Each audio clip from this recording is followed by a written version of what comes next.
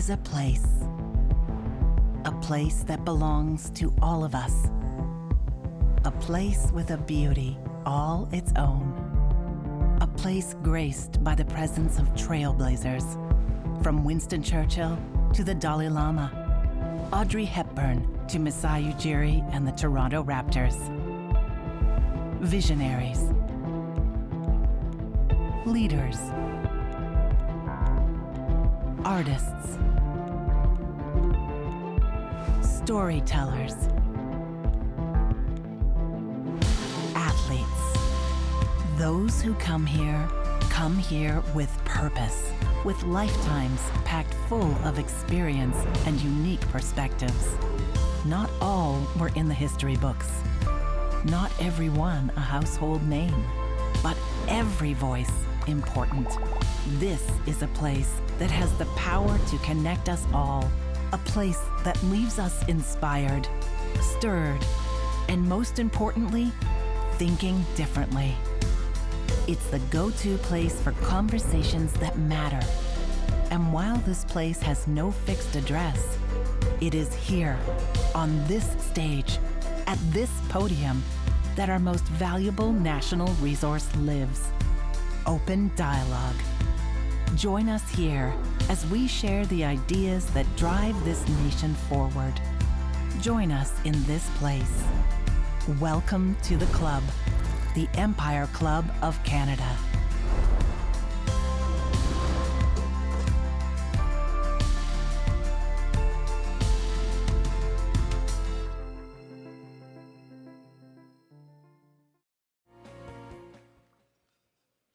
Everyone, welcome.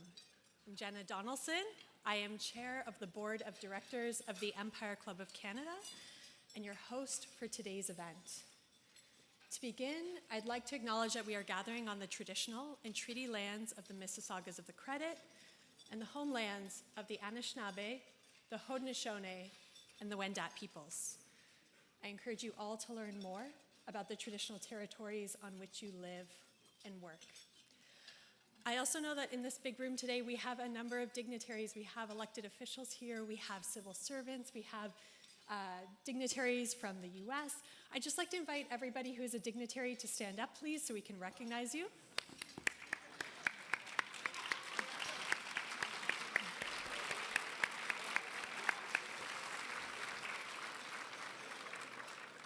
It is great to have you here. I have now exhausted myself because I don't have a script in front of me, so if you'll excuse me for a moment, I'm going to run down and grab my papers so that I make sure that I have everybody's name right when we go through the sponsors. In fact, they've just given it to me, so they keeping me on my toes for sure today. Oh, thanks, Amanda. All right. The reason I could not memorize all the sponsors is because there are a number of you today, and we really appreciate it. Today's event would not be possible without the generous support of our sponsors. I think you all know by now that our sponsors, the Empire Club, is a nonprofit organization. Our sponsors generously support the club. They make events like this possible. For those of you that are online, they make viewing complimentary. So please join me in thanking our lead sponsors, Westinghouse, LiUNA, and GE Hitachi. Thank you for your support.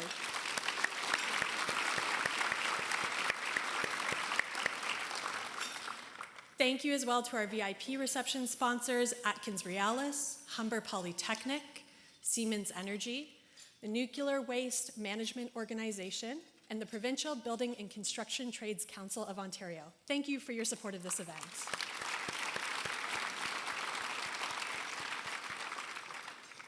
And thank you as well to our supporting sponsors, Aecon, Black & McDonald, BWXT, LifeSpire, PwC, Enbridge, the Power Workers Union, and the Society of United Professionals. Thank you.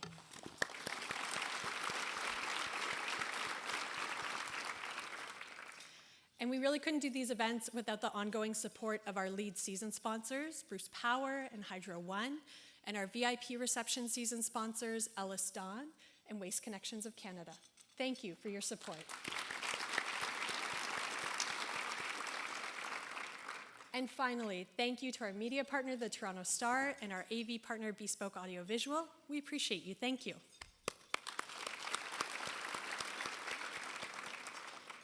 if you have a question for our speakers, please scan the QR code found on your program. If you're online, use the Q&A function. For those of you online, if you need technical assistance, use the chat feature and our staff will be there to help you. As we can see from public opinion, the media, and conversations that we're all having, Canada's role in the electricity sector is shifting fast. There's a perfect storm of geopolitical instability, extreme weather, and supply chain uncertainty forming around us. And at the same time, artificial intelligence is transforming how we plan, deliver, and consume electricity. The stakes are high. But it's not the first time we've been here at an energy crossroads, and it's not the first time we've talked about some of these issues here at the Empire Club. The Empire Club stage has hosted conversations about Canada's electricity and energy sectors for as long as we've been in existence, for more than 120 years. Back in 1971, the Honorable John Turner delivered a powerful reminder of what can be at stake when we talk about electricity and energy policy. It's not just an economic issue, but it's a matter of identity and sovereignty. I'm going to capture a little bit of what he said. He said, insisting upon a national rather than continental energy policy is not anti-American. It is protection of our birthright. Resisting a continental resources policy is legitimate self-interest in any country that wants to find jobs for its people. It's inherent in our national self-respect. More than 50 years later, that conversation still feels very current. Because once again, the electricity and energy sectors are intertwined with our identity as a country and with our future too. And as demand surges, infrastructure ages, and new technologies like artificial intelligence reshape the way we work and live, the pressures on our electricity system continue to grow. And that's why today's speaker is such an important one for us to be hearing from at this moment. Very shortly, Nicolle Butcher is taking the stage for the first time as President and CEO of OPG, one of North America's most diverse electricity generators. We're all looking forward to hearing her vision for how OPG plans to lead in this moment of transformation. But first, it's my pleasure to welcome a representative from one of our great supporters and lead sponsors of this event, Westinghouse Electric Company. Westinghouse has been at the forefront of nuclear innovation for decades and continues to play a role in advancing clean energy solutions across Canada and around the world. So I'm delighted to welcome John Gorman, President of Westinghouse Canada, to the stage. Please join me in welcoming John.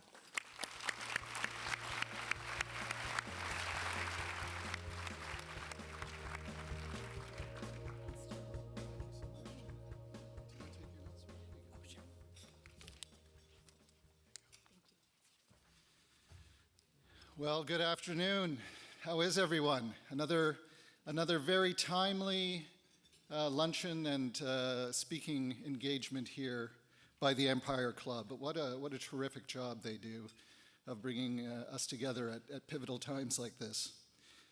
As President of Westinghouse Canada, I'm proud to represent a company that's been at the cornerstone of Canada's nuclear landscape for over 40 years, and now, of course, proudly owned by Canadian energy powerhouses Cameco and Brookfield.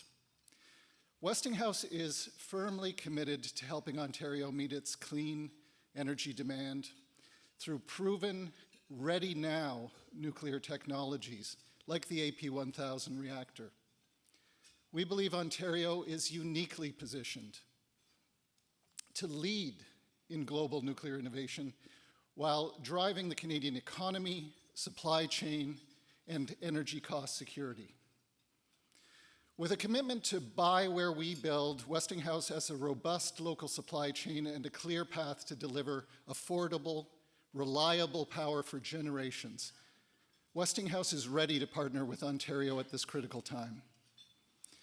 From supplying key components to supporting innovation in next-generation reactor technologies, Westinghouse is deeply embedded in the fabric of our clean energy ecosystem.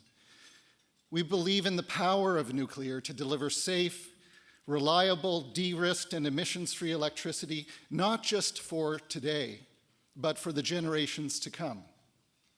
And in that mission, we stand shoulder to shoulder with leaders like today's speaker, who are advancing Canada's energy future with bold vision and unwavering purpose.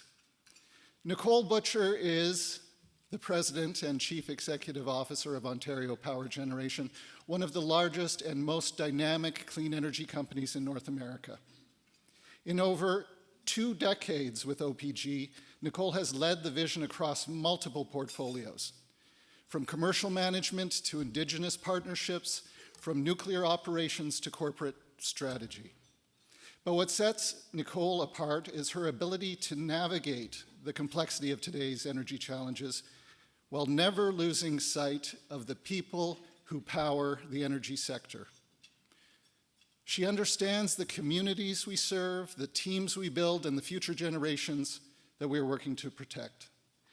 She's a respected voice not only in the boardroom but in public discourse, advocating for thoughtful, inclusive, and practical solutions to Canada's energy needs. And so it is with great admiration and some anticipation, Nicole, that I welcome you to the podium today.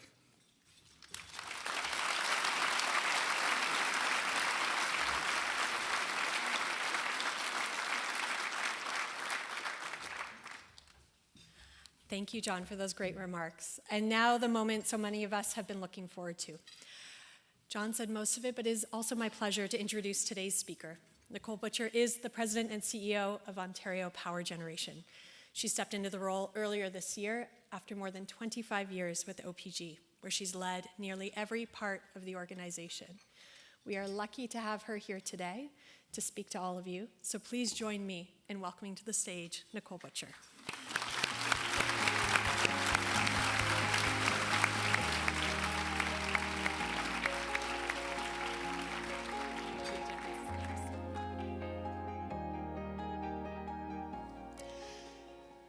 Now, joining Nicole today to guide the conversation, we are thrilled to welcome someone who knows just how to ask the right questions. Amanda Galbraith is a partner at Oyster Group and one of Canada's top experts in crisis communications and reputation management. She has spent more than 2 decades navigating the sharp edges of media, business, and government, advising some of the country's most influential political and corporate leaders. I'm delighted she's here with us today. Please join me in welcoming to the stage Amanda Galbraith.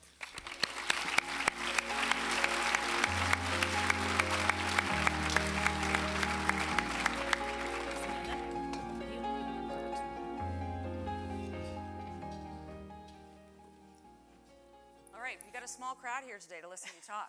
Yeah, there's a few. There's a few expectations. We've also got a stopwatch here, so don't worry, we won't go over time, we promise. But Nicole, you're new-ish in the role, even though you've been with OPG for a long, long time.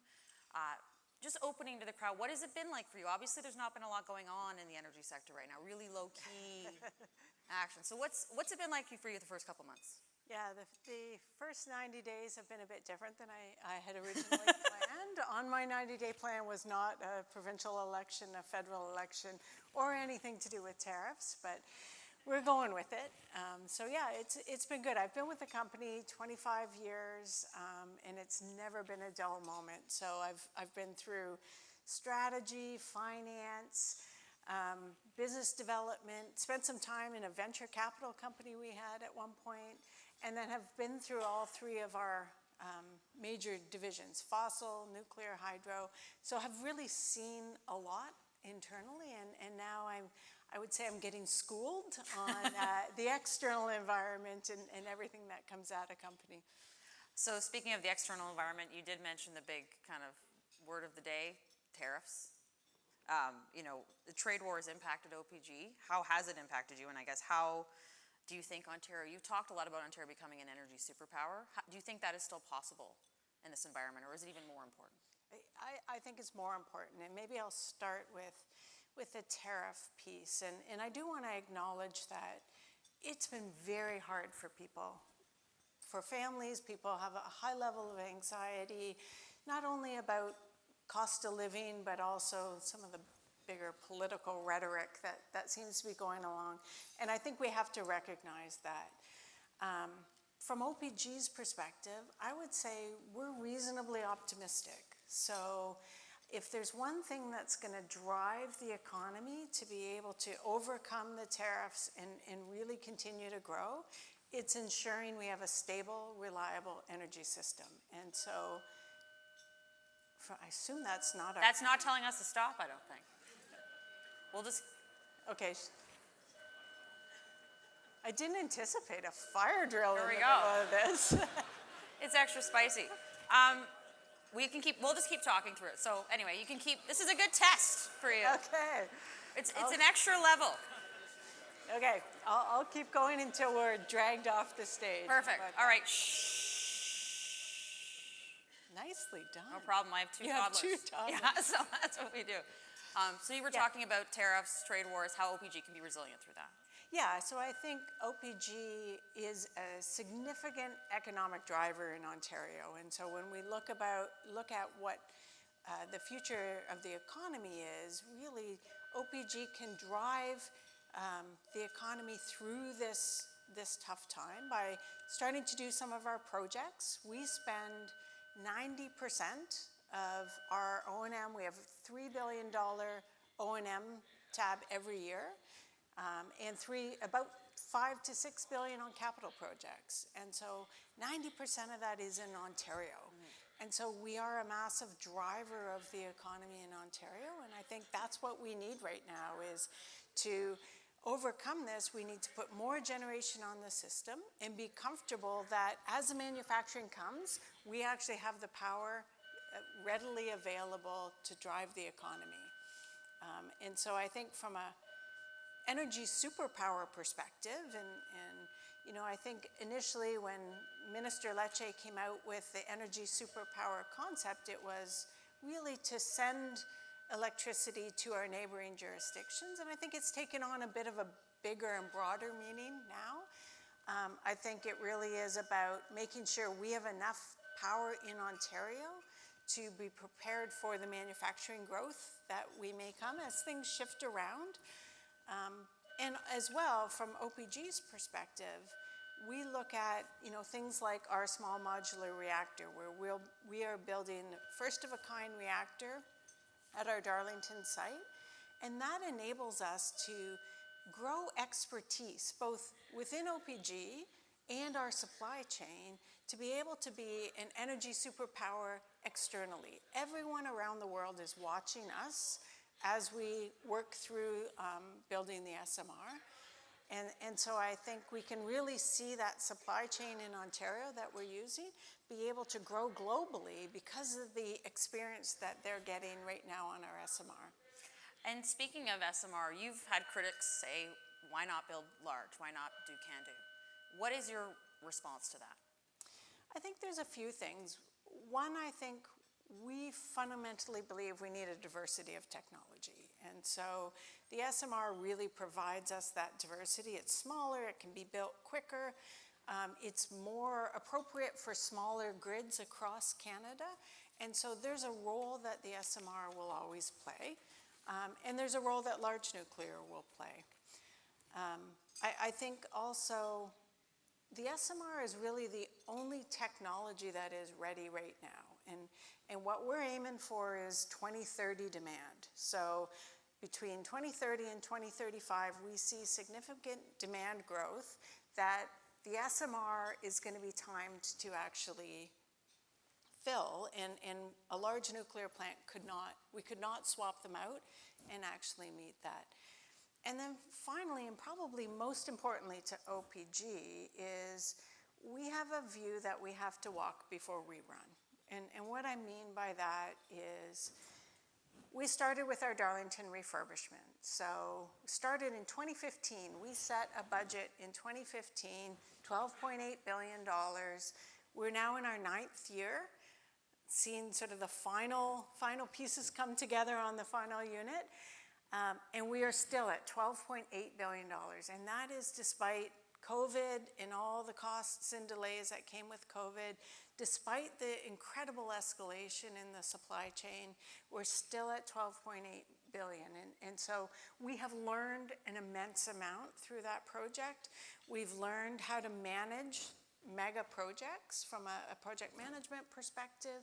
We've developed supply chain. So the bulk of the 12.8 has been spent in Ontario. And with Bruce Power $25 billion into nuclear supply chain in Ontario.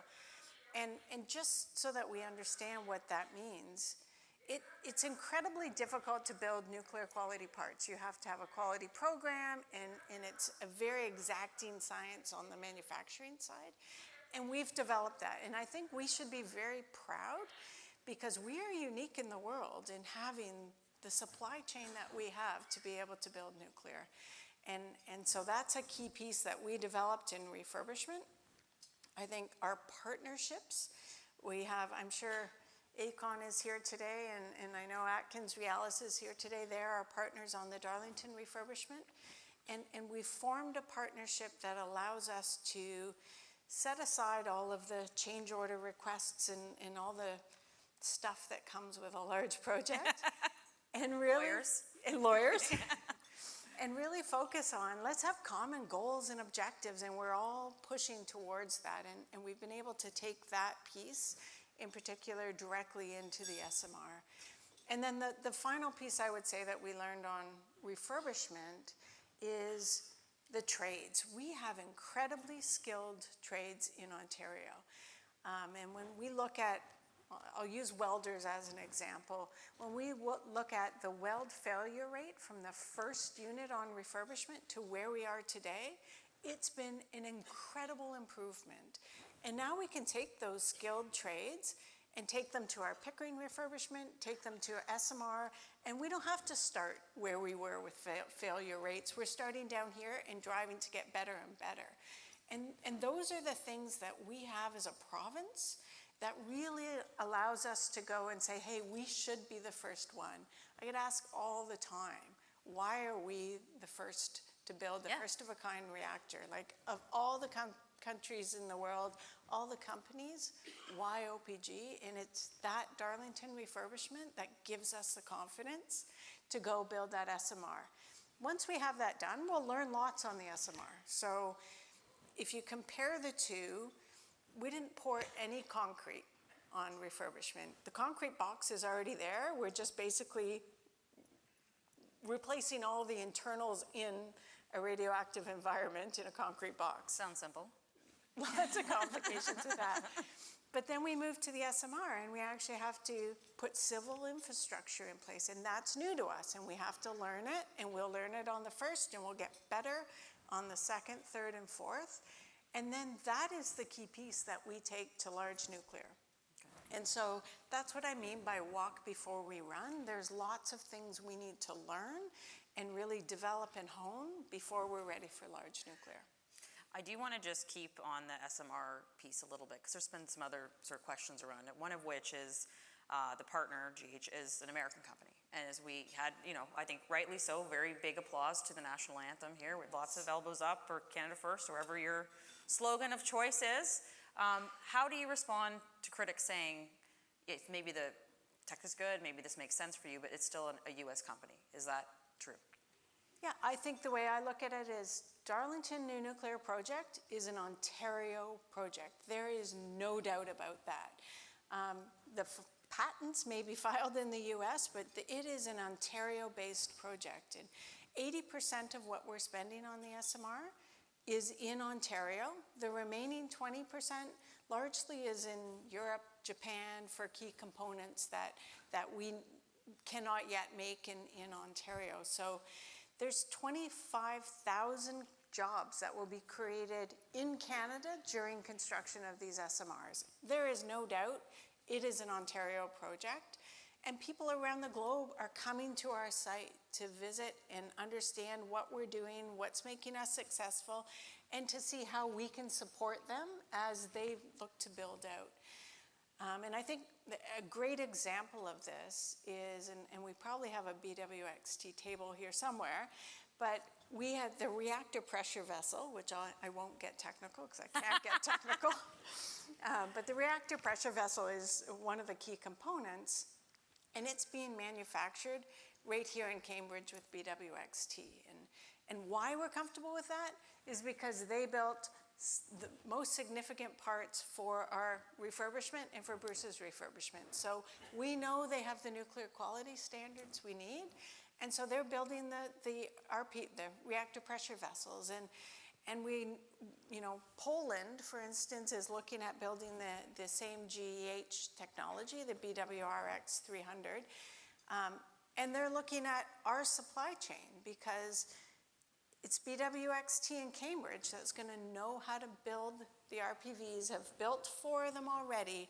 And why would you start again with a brand new supply chain when you've got an expertise in Canada that you can rely on? And so I think it's not only is it a project that will provide electricity to Ontario, it's providing Ontario jobs, it's providing the supply chain, and it's providing that global expertise that we can take anywhere we want in the world. Sounds amazing. Speaking of global expertise, and I kind of want to shift a little bit to, we don't need to get into the federal election necessarily, but I do want to talk a little bit about, there's a conversation happening in this country, right, around building big projects, around how we foster economic growth here. As you look to build up for the future for forecast demand growth, what does the sector need from government, and what should the next federal government do to help advance these projects? So I guess I would start maybe on the permitting side. We need clarity on expectations. I feel often that we're in a bring me a rock exercise where, you think you do something and then you get, well, you should go consult with those guys, and maybe you didn't do enough here, and if you just did a little bit more environmental studies. We don't have time for that kind of bring me a rock exercise. So we need clarity on what the expectations are, and then we will meet them. We can do that with quality, and we can commit to do that. But when we don't have clarity, recognizing that these are nuclear projects that are, have complicated schedules, and to have a key piece of the schedule just up in the air because you don't really know what you need to do is tough. So clarity, I think clear timelines, I think that's a key piece. And then I think there has to be a shift from an Indigenous perspective. So we do talk about Indigenous consultation in processes, but I think there needs to be a shift from just go consult with them to what does an Indigenous-led process actually look like, and what elements of this should they actually be leading? And they're the ones that say, yes, from an environmental perspective, this meets my expectation. And so I think looking at how we pivot some of the processes to address that, I think is key. I think beyond permitting, skilled trades is a key piece that I think will need support both from the provincial government and the federal government. If you look at the $40 billion that's scheduled to be spent on energy transition, having the skilled trades is critically important. And then I'd be remiss to not talk about financing. So we were the recipients of a loan from the Canada Infrastructure Bank, so low interest loan for our early works on our SMR projects. So that has been phenomenal in getting us going. But I think in investment tax credits, we've been talking about them for a very, very long time. Our projects are underway, so we actually need them in place. That's a critical piece. So that was a long list. That was probably good. Longer than you expected. That's good. But I do have a laundry list of stuff to talk to. Well, it's perfect. And I actually want to just pull a little bit out of that because we're getting questions in from the audience, which is great.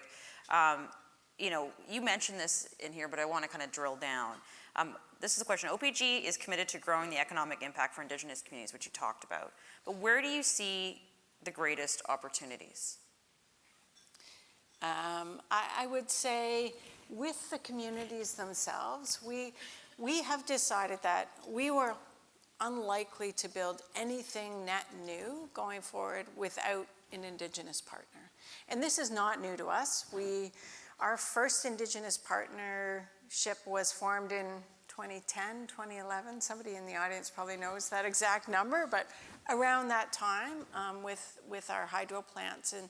And so we do have a number of partnerships with First Nation, and I think those are key. And as we move forward in nuclear, figuring out how do we have that kind of a partnership with the Williams Treaty First Nation is really the First Nation that's in, they cover Pickering, they cover our Darlington, they also cover our Wesleyville site.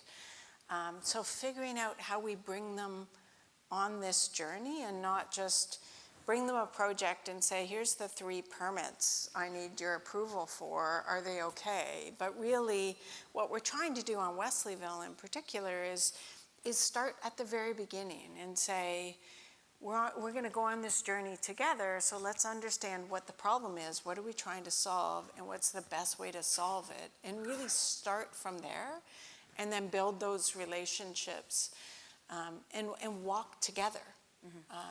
On the project. So I think that's where we're aiming to be. We're certainly learning as we go. I would not say we are by no means perfect in managing these relationships, and we learn. But one thing we are proud of is being able to learn and adjust as we go. And so that's really what we're focused on, and certainly hope to have very long-term relations with Williams Treaty in particular. Okay. This is an interesting question. What are the key priorities of OPG over the next decade aside from nuclear? Aside from nuclear, so we are pretty much across all technologies. I was proud to have an announcement yesterday that we are partnering with the Moose Cree and TTN up in the Moose River Basin to build greenfield hydro. So greenfield hydro is an important piece, not only for generation, but also economic development in the northern communities. And so that is a key piece that we're focused on. Our Atura subsidiary is also focused on more short-term demand, so building new gas plants, because gas plants in the short term will be required. And so we need to balance sort of how do we manage as demand increases, meeting that demand with a long-term goal of being able to almost substitute the gas for nuclear as we get out into the future. So we really look to our Atura subsidiary to do that, as well as batteries. They're looking at hydrogen and understanding what role does hydrogen actually play in the future. I do think it's an interesting question. It's still very expensive, I would say. But certainly it will play a role as we get closer to that 2050 goal of net zero. You touched on this a little earlier. Obviously, anytime there's a major infrastructure project, people look at costs and kind of roll their eyes and think the budget's going to be twice that amount by the end. In fact, you have proven that is not the case when you OPG build something, which is remarkable. You talked a little bit about it, but can you actually talk about this challenge, how you mitigate costs? Like, how did you keep the budget flat for COVID? Because you seem to be the only entity I've heard of through that entire period that managed to achieve that. Yeah, I would start first with, I agree that the cost challenge is immense. And if you look overall, $400 billion is the number that the ISO has come out with, and that doesn't even include the distribution system. And so significant cost into the system. I think the government has talked about an integrated energy plan coming out, I think probably this spring, and that will help, because what we need to understand the magnitude, and we need to make sure that we are growing in a way that the costs can be absorbed by the ratepayers, and not building too much generation and there's no transmission there to actually get it where we need it to be, or the distribution system can't actually deliver it to customers. We need to have that coordinated and planned. Bringing it back down to OPG, I think we look at two things, I would say, on how we manage cost. First is just driving efficiencies and innovation in our projects. And so not just taking, many companies, when they look at a project, will have a risk register, and you'll figure out, how do I mitigate my cost overruns? And we go beyond that to have an opportunity list of what are the things that I can actually do, what innovations can I put in place to actually bring the costs down, nothing to do with my risks. And I'll point to a great example on our refurbishment project, where after the first unit, we completely changed out the tooling on how you remove the tubes. Originally, there's 2 tubes, one inside the other. We took them out separately. And then we stepped back and looked at the opportunity to, can you just chop them both and crush them both at the same time? And that's what we ended up doing, is changing tooling based on, and you know, OPG, we had a part in it, but I have to give the credit to both Aecon and AtkinsRéalis for stepping up to the innovation challenge and saying, hey, we've got an idea.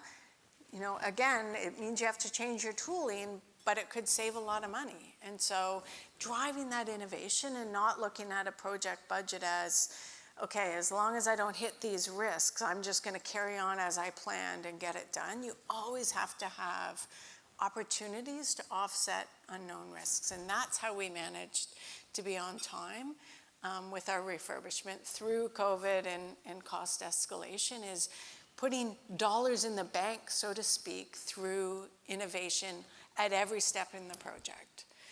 So that's a key piece. The other key piece, you know, as we look at SMRs and Pickering refurbishment, is really challenging and looking at every opportunity on financing. And, you know, the project team, that's the finance guys, but there is so many opportunities to actually be able to go, you know, the Canada Infrastructure Bank loan, great example, bringing down substantially the SMR costs. Looking at, we just received $55 million from the federal government under one of their funds to help us do some of the front-end engineering work on the SMR. And so there are ways to bring that financing cost down, and it's easy, could be easy for a utility to say, yeah, it's a lot of work, I'm not going to go, I'm not going to lobby for all of these things. But you know what, it's really important for everything that we have to get done, for everybody in the system to be going and looking for, how can I bring those costs down? I want to pivot a little bit, as I think people are excited about what's happening in nuclear right now. But one of the things no one likes to talk about, as my voice goes, is waste. You know, waste happens when you build new SMRs and new projects, and I think everyone, oh, it's fine, it's over there. You know, I remember as a kid doing I grew up in Windsor, Fermi 2s across the river, we did the duck under our desk. Not sure what that would actually achieve, but that was the drill, so that's what we did in the 80s. But what is OPG doing to prepare to deal with this new waste, and how are you mitigating that? Yeah. So I would say, of all the technologies we use to produce electricity, nuclear is the only one that manages its waste from creation to grave and has it fully funded. Imagine if the coal plants, and we were a coal operator, so I feel okay in saying this, but imagine if they had done that, if they'd recognized the carbon they were putting in the atmosphere and had funded what they were going to do about that when they were actually generating the waste. Like, we wouldn't be here today talking about climate change. So I think nuclear has, we've never had an issue, we monitored it carefully, and we have it fully funded. I do think there's actually some cool stuff about nuclear waste that maybe the audience isn't fully aware of, and we're starting to understand this better and really drive different things because of it. So we have just started to extract helium-3 off of some of our waste, and helium-3 is used by NASA in the space program, but it's also used in quantum computing. So our nuclear waste is actually helping to drive quantum computing that will fundamentally change the world. How cool is that? That's amazing. And then the other thing about OPG is we sit on the world's largest stockpile of tritium. And so tritium is a key piece that's used in fusion. And eventually fusion, I do believe, will get there. And every technology, every developer of fusion has to come to OPG to get the tritium to start their reactors. And so, you know, while we talk about nuclear waste generally in a negative sense, I would flip it, and there are some really critical things that come out of it. And isotopes is another great one where, you know, we use isotopes for radiopharmaceutical, cardiovascular disease, cancer.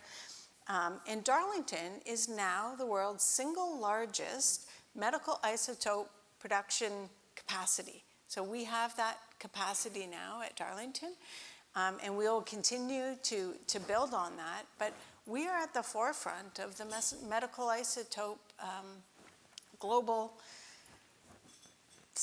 renaissance, if you want to call it that. And so it's really interesting, all of these side benefits for nuclear that I think we're just starting to understand now. I want to ask you this, speaking of sort of, medical isotopes, you export those, obviously, they go around the country as well, but can Ontario, we also get things from the US and other areas, right? So can Ontario depend on the United States for enriched uranium fuel in the future? Or as an alternative, can we promote the CANDU fuel cycle, which does not require enrichment? I think we need both. Okay. I think, obviously we have significant CANDU here. I think we need to continue to look at CANDU in the future.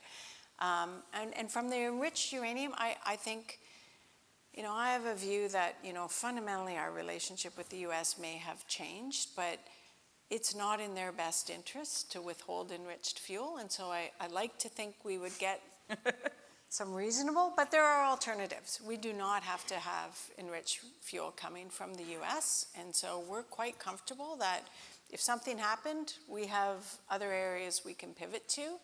And so we're not beholden to them for it. I want to just step back a bit from, we have more questions coming in from the audience, but I asked you in the beginning, how's it going?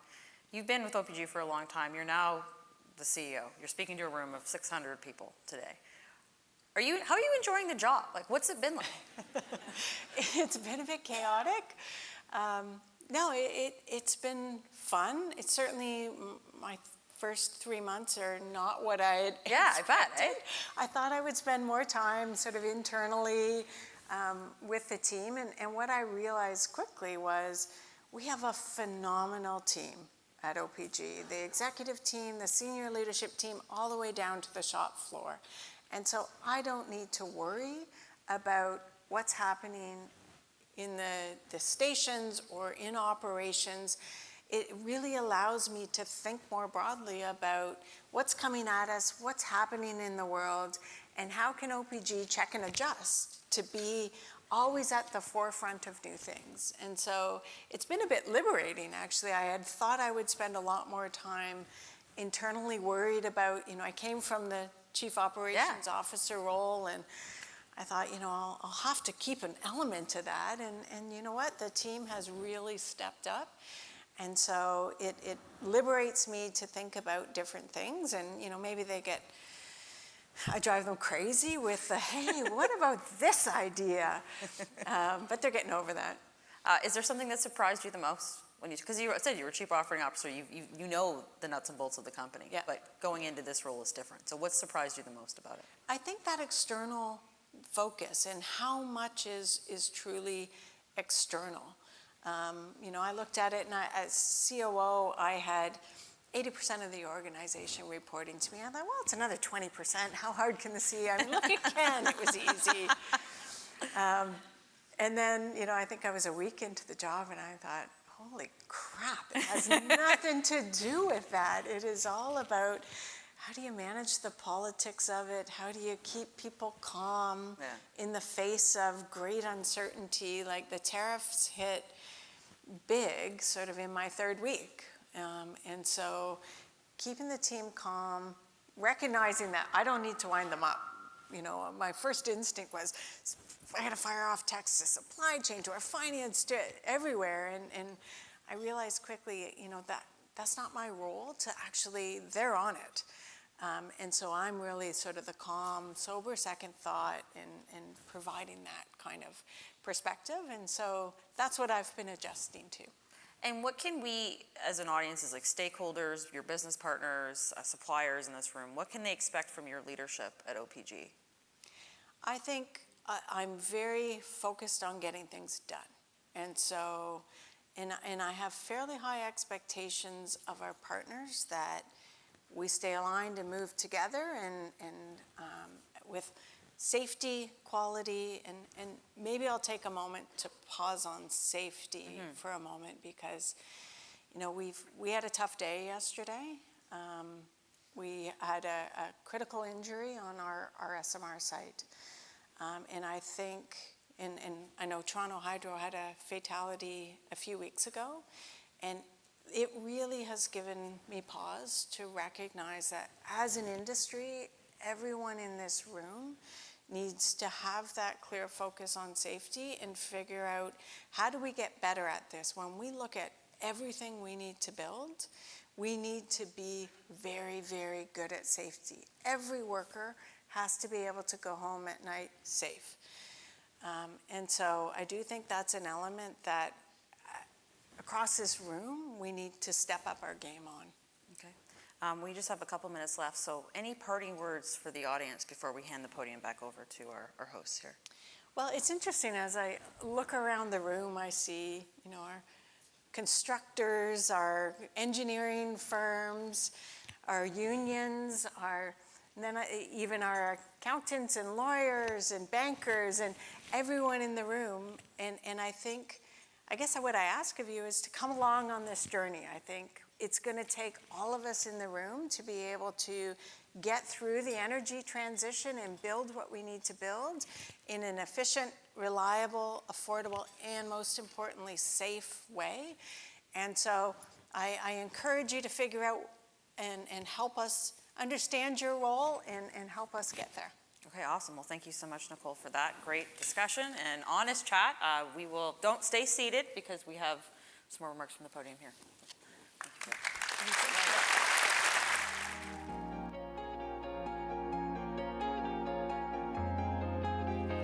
Fantastic. Thanks, Amanda. Thanks, Nicole. I'm going to invite you to take your seats.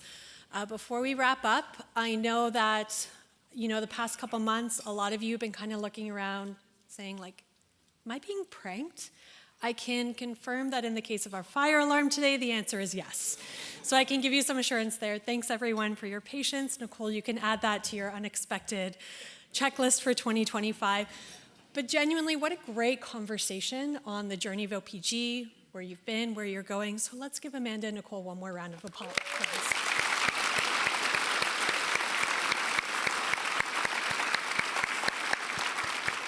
All right, before we close, we are honored to invite one final speaker to the stage. LiUNA, the Laborers International Union of North America, is one of our lead sponsors for today's event and a longtime supporter of conversations that matter here at the Empire Club. They have a strong commitment to building infrastructure, supporting skilled trades, and driving progress in the clean economy transition. They continue to play a key role in shaping Ontario's energy and economic future. Their International Vice President and Canadian Director, Joseph Mancinelli, is here with me today. Please join me in welcoming him to the stage. Thanks, Joe. Appreciate you taking us out. Thank you, Jenna. Well, good afternoon, ladies and gentlemen. What a pleasure to be here with so many captains of industry, especially in the energy sector, so many contractors, a number of my fellow associates in the labor movement as well. I represent about 160,000 construction workers across the country. We're the largest construction union in Canada and have the pleasure of working very closely with a number of you in the energy sector, and we work in every single energy sector right across the country. The men and women that you see on the streets that work in the cold of winter and the heat of summer, wearing those orange vests, are our members. And orange is our color. Has nothing to do with the NDP. It has to do with construction, because orange is our color in the construction industry. And it's a safety color as well. And I have to tell you that I'm very upset that the man in the White House has tried to steal our color.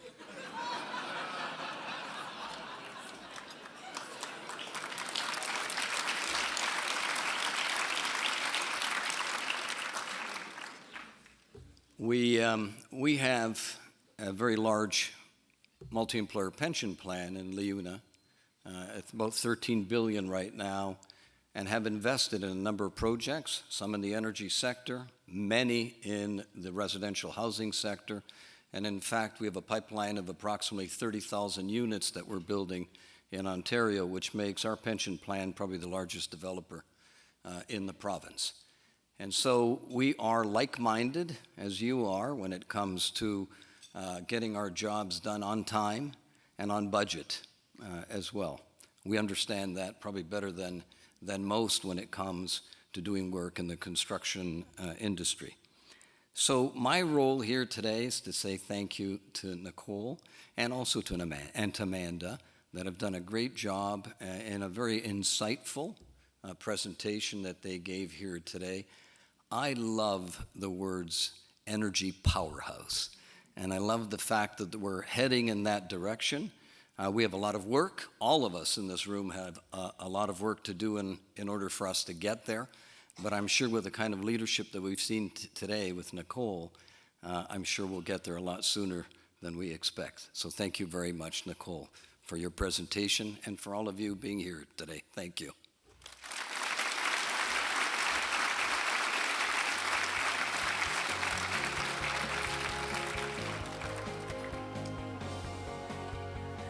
Thank you, Joseph, for those insightful remarks. Thank you for your ongoing support of the Empire Club. Thank you to our sponsors again, to our panelists, to all of you for joining us here today. I'd just like to recognize one more special group of people that we have in the room. We have our students and our young leaders here. We've got students from Queen's University and from Humber College. We're so glad you're here with us today. Thank you for being part of this.